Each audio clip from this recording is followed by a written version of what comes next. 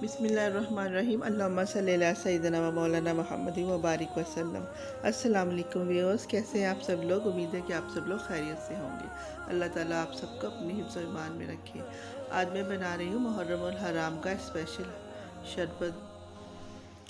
आइए देखते हैं। इसको बनाने के लिए हमें किन अज्जा की ज़रूरत पड़ती है। इसके लिए सबसे पहले मैंने एक पैन में 1.5 किलो बॉईल किया हुआ दूध लिया है। उसको मैंने पहले फ्रिज में रख के उसकी मलाई उतार दी थी।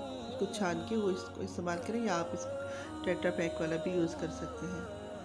1.5 लीटर मिल्क लेकर अब मैंने उसमें 2 टेबल स्पून शुगर ऐड की है। आप अपने टेस्ट के हिसाब से इसमें शुगर ऐड कर सकते हैं, जितनी आपको शुगर पसंद हो।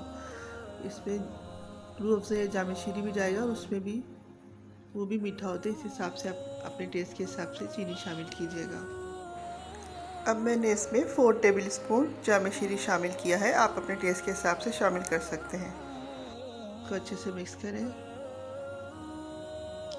और मैंने 1 टेबल स्पून तुख्म बालंगा या चिया सीड जिसको बोलते हैं वो लेके मैंने इसको पानी में भिगो दिया था।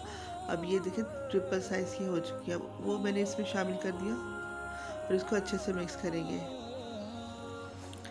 इसको मिक्स करने के बाद अब आप इसमें जितना आपको ठंडा चाहिए उस हिसाब से आप इसमें बर्फ़ शामिल कर लें।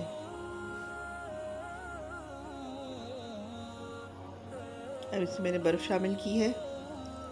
बर्फ़ शामिल करने के बाद इसको अच्छे से मिक्स करें।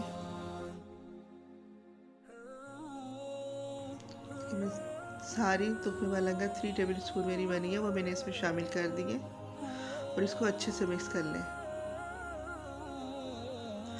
और अब मैंने थोड़ा सा पिस्ता और बादाम लेकर काट के रख लिया था, वो इसमें शामिल किया है। आप अपने टेस्ट के हिसाब से जितना आप शामिल करना चाहें उतना शामिल कर सकते हैं। तुख्म बालंगा मैंने इसमें 3 टेबल स्पून शामिल किए हैं। शामिल करने के बाद आप इसको अच्छे से मिक्स कर लें। मैंने 3 टेबल स्पून इसमें कटा हुआ पिस्ता और बादाम शामिल किया है। और एक जेली को लेके मैंने जमा के रख लिया था। मेरे पास स्ट्रॉबेरी जेली थी, वो मैंने बना ली थी। अब आप भी उसको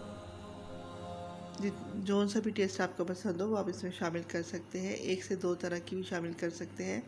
मैंने इसमें एक ही किस्म की जेली शामिल की थी। अब मैंने उनको ग्लासों में डाल दिया और ऊपर से मैं जेली और ड्राई फ्रूट से गार्निश करूँगी। वो जेली और ड्राई फ्रूट वैसे भी नीचे चले जाएंगे। अगर मेरी रेसिपीज़ आपको अच्छी लगे तो प्लीज़ मेरे चैनल को सब्सक्राइब कीजिएगा और मेरी वीडियोस को लाइक एंड शेयर कीजिएगा। और प्लीज़ मुझे अपने फीडबैक में ज़रूर बताइएगा कि मेरी रेसिपीज़ आपको कैसी लग रही हैं। Thank you for watching.